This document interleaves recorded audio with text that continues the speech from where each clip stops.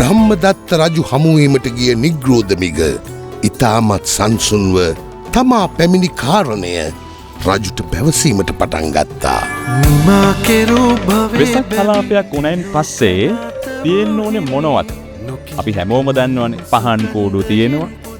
බොහෝ වෙලාවට වීදි සිසාරා වීදි පුරාවටම පහන් කූඩු විතරක් තියෙන වෙසක් කලාප තියෙනවා. හැබැයි HNB වෙසක් කලාපයට ආවෝතින් තොරන් තියෙනවා, දන්සැල් තියෙනවා, පහන් කූඩු තියෙනවා. සියල් සපිරි වෙසක් කලාපයක් නම් විනයාලංකාර මාවතේ HNB වෙසක් කලාපයමයි. කොළඹ වෙසක් නම් මේ මාවත තුලම තමයි. ඒක නිසා අපි ඔබට ආරාධනා කරනවා දින දෙකක් පුරාවට මේ වෙසක් අසිරිය සිරි නරඹන්නට පුළුවන්. සමහරක් කෙනෙක්ට හිතෙන්නට පුළුවන් අනේ අපට එන්න බැහැනේ.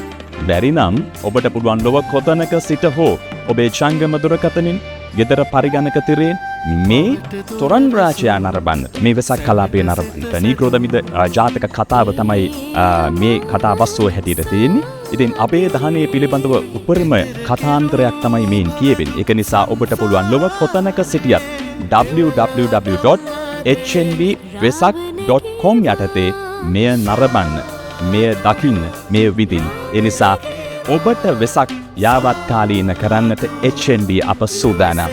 වෙසක් තියෙන්නේ කොතනද? ඔබ අසලමයි.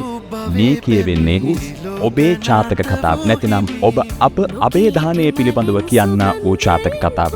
මේ HNB වෙසක් කලාපය. HNB වෙසක් කලාපය.